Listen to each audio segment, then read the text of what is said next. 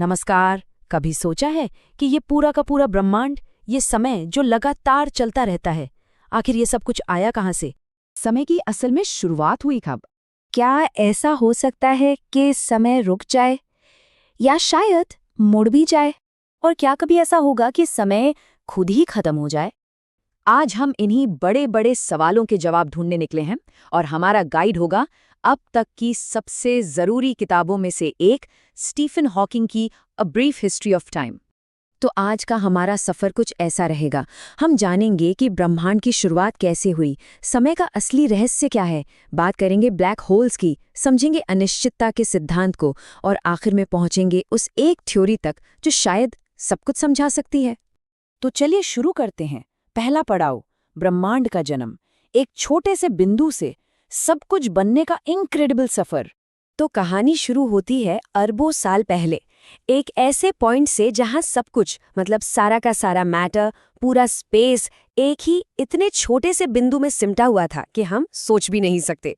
इसी को सिंगुलैरिटी कहते हैं। और इससे पहले समय था ही नहीं, उसका कोई अस्तित्व ही नहीं था। तो फिर हुआ क्या? देखिए, सबसे पहले थी सिंगुलैरिटी, जहां सब कुछ बस एक बिंदु था। फिर हुआ एक जबरदस्त धमाका, एक बहुत बड़ा विस्तार, जिसे हम सब बिग बैंग के नाम से जानते हैं। और बस उसी पल हमारे ब्रह्मांड और समय का जन्म हुआ, बिल्कुल वैसा जैसा हम आज उसे जानते हैं। ठीक है, ब्रह्मांड तो बन गया, पर इस समय का क्या? चलिए अब जरा समय के रहस्य में उतरते हैं। और यकीन मानिए, ये उतना सीधा नहीं है जितना हमें लगता है। आमतौर पर हम सब क्या सोचते हैं, यही ना, कि समय एक सीधी लाइन में चलता है, पहले अतीत, फिर वर्तमान और फिर भविष्य। लेकिन आइंस्टाइन ने आकर सब कुछ बदल दिया। उनकी असलियत कुछ और ही थी। उन्होंने बताया कि समय और अंतरिक्ष असल में एक दूसरे से जुड़े हुए हैं, गुंथे हुए हैं, जिसका सीधा सा मतलब है समय रिलेटिव है।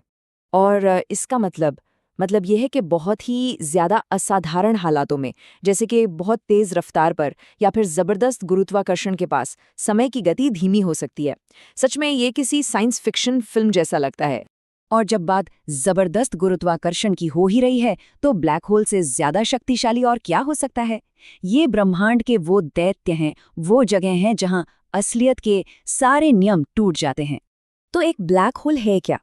ये एक ऐसी चीज है जिसका गुरुत्वाकर्षण, जिसकी खींचने की शक्ति इतनी ज्यादा है कि कुछ भी, मतलब कुछ भी नहीं, यहां तक कि रोशनी भी इससे बचकर बाहर नहीं निकल सकती। दशकों तक सब यही मानते थे, लेकिन फिर आए स्टीफन हॉकिंग और अपनी जबरदस्त सोच से उन्होंने एक नई बात सामने रखी कि ब्लैक होल्स पूरी तरह से काले नहीं होते। उन्होंने ये बताया कि ब्लैक होल्स असल में बहुत धीरे धीरे, बहुत हल्की ऊर्जा छोड़ते रहते हैं, जिसे आज हम हॉकिंग रेडिएशन कहते हैं। और इसी वजह से ब्लैक होल्स धीरे धीरे अपना वजन खोते हैं और एक बहुत बहुत बहुत लंबे समय के बाद वे पूरी तरह से भाप बनकर गायब हो सकते हैं। अच्छा, अब बड़े स्केल से हटकर बहुत छोटे क्वांटम लेवल पर चलते हैं। यहाँ एक और बड़ा ही अजीब नियम काम करता है, अनिश्चितता का सिद्धांत, जिसका मतलब है कि हमारे ब्रह्मांड में एक तरह की रैंडमनेस पहले से ही मौजूद है। तो ये सिद्धांत कहता क्या है? आसान भाषा में ये कि किसी भी छोटे से पार्टिकल की एग्जैक्ट पोजीशन और उसकी एग्जैक्ट स्पीड दोनों को एक साथ जानना नामुमकिन है, बिल्कुल इम्पॉसिबल। मतलब अगर एक चीज को बिल्कुल सटीक तरीके से जान लिया तो दूसरी चीज उतनी ही धुंधली हो जाएगी। इसका सीधा मतलब ये निकलता है कि ये जो हमारा यूनिवर्स है ना, ये पूरी तरह से प्रिडिक्टेबल नहीं है। थोड़ी बहुत अनिश्चितता तो इसकी असलियत का एक बुनियादी हिस्सा है। और इन सभी बड़े बड़े आइडियाज को एक साथ लाने की जो कोशिश है, वही है फिजिक्स की सबसे बड़ी अब तक अनसुलझी पहेली, हर चीज का सिद्धांत, यानी कि द थ्योरी ऑफ एवरीथिंग। असली चुनौती यही है, गुरुत्वाकर्षण जो बड़ी बड़ी चीजों को कंट्रोल करता है, और क्वांटम फिजिक्स जो बहुत छोटी चीजों को। इन दोनों को मिलाकर एक अकेली शानदार थ्योरी बनाना जो पूरे ब्रह्मांड को समझा सके।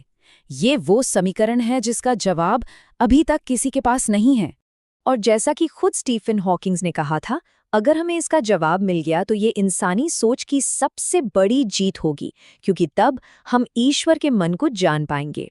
हॉकिंग का यही सवाल कि हम कौन हैं और ये सब कहाँ से आया, शायद हमेशा विज्ञान की सबसे बड़ी प्रेरणा बना रहेगा।